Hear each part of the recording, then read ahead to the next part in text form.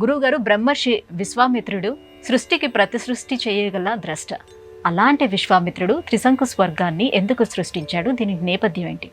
బ్రహ్మర్షి విశ్వామిత్ర మొట్టమొదటి పాపం చాలా గింజుకున్నాడు.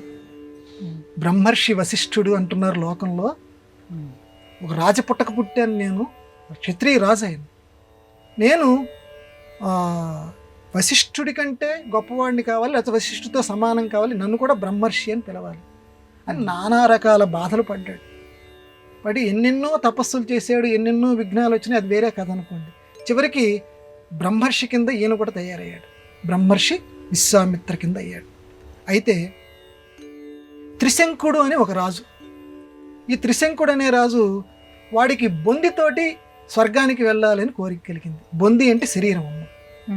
ఎవ్వరం కూడా ఎంత పుణ్యాత్ములైనా సరే ఈ శరీరంతో స్వర్గానికి వెళ్ళలేరు. కానీ వాడి కోరిక, నేను ఉన్నవాడిని ఈ శరీరంతో సహా స్వర్గం ఒకసారి వెళ్ళి చూసి రావాలి, స్వర్గం వెళ్ళాలి అని వశిష్ఠుడి దగ్గరికి వెళ్ళాడు. నన్ను ఉన్నవాడిని ఉన్నట్టుగా నువ్వు స్వర్గానికి పంపించు, మీరు అది గొప్ప మహిమ కలిగినటువంటి వారు కదంటే, తప్పునైనా లోకంలో అలాంటి నియమం ఉంది, ఈ శరీరంతో ఎవరు వెళ్ళలేరు, పుణ్యం చేసుకుంటే ఆ సూక్ష్మ శరీరాలు ఉంటాయి, ఆ సూక్ష్మ శరీరాలతోటి మీరు స్వర్గలోకం ప్రవేశం, అది నియమం అంటాడు. ఇక ఈయన కోరికను మాత్రం మానుకోలేక విశ్వామిత్రుడి దగ్గరికి వస్తాడు ఈ త్రిశంకుడు.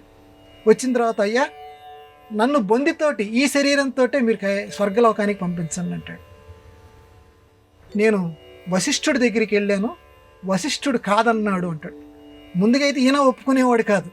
వశిష్ఠుడి దగ్గరికి వెళ్ళాను, వశిష్ఠుడు అది కుదరదన్నాడు. వశిష్ఠుడు కాదన్నాడా, నేను అయ్యేట్టు చూస్తాను అని చెప్పి, ఇదిగో నేను పంపిస్తున్నానని చెప్పి మంచి తపశ్శక్తి కలిగినటువంటి వాడు కదా, త్రిశంకుణ్ణి ఆ మంత్ర జపం చేసి, ఇదిగో నువ్వు స్వర్గానికి ఇలాగే ఉన్నవాడి ఉన్నట్టుగా నువ్వు వెళ్తావుగా అని చెప్పి మంత్రాలు జపిస్తున్నాడు. అలా పైకి వెళ్తున్నాడు స్వర్గలోకానికి. వెళుతూ ఉంటే పైన ఉన్నటువంటి ఆ స్వర్గలోకంలో ఉన్నటువంటి ఇంద్రుడు మొదలైనటువంటి వాళ్ళు, ఇదేమిట్రా బాబు లోకానికి విరుద్ధంగా వీడు వస్తున్నాడు అని చెప్పి ఆ స్వర్గానికి దగ్గరగా వస్తున్నటువంటి త్రిశంకుణ్ణి కిందకి తోసేశారు, స్వర్గ ప్రవేశం చేయకుండా. కిందేమో విశ్వామిత్రుడు ఉన్నాడు, పైనుంచి కింద జారిపోతున్నాడు త్రిశంకుడు.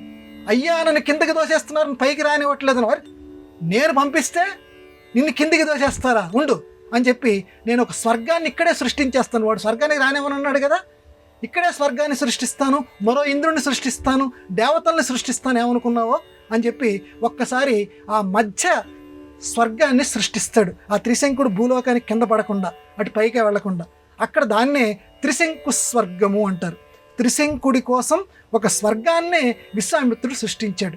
తర్వాత వెంటనే ఇంద్రుడిని కూడా సృష్టిస్తానన్నాడు కదా, దేవతలను కూడా అది మొదలు పెట్టబోతుంటే ఒక్కసారి అందరూ వచ్చి శరణు పెడతారు, బాబు సృష్టికి విరుద్ధమైనటువంటి పనులు చేయకు, లోకంలో ఇలాంటివి చేస్తే సృష్టి వ్యతిరేక్తం అవుతుందని చెప్పి అందరూ బతిమిలాడితే అప్పుడు మరొక ఇంద్రుడిని సృష్టించడం మానుకుంటాడు, దేవతలను సృష్టించడం మానుకుంటాడు. దీనికి పరిహారంగా మరి ఈ వీడిని స్వర్గలోకానికి తీసుకెళ్ళండి అని చెప్తాడు. త్రిశంకున్నప్పుడు స్వర్గలోకానికి తీసుకెళ్తారు. ఇది విశ్వామిత్రుడి యొక్క త్రిశంకు స్వర్గ సృష్టి. అంటే ఇక్కడ ప్రధానమైనటువంటి ఉద్దేశం ఏంటంటే, మనిషి రూపంలో విశ్వామిత్రుడికి మానవ జన్మ ఎత్తాడు కదమ్మా, మనిషి తలుచుకుంటే ఏదైనా చేయగలడు తపశ్శక్తితోటి అని నిరూపిస్తుంది ఈ కథ.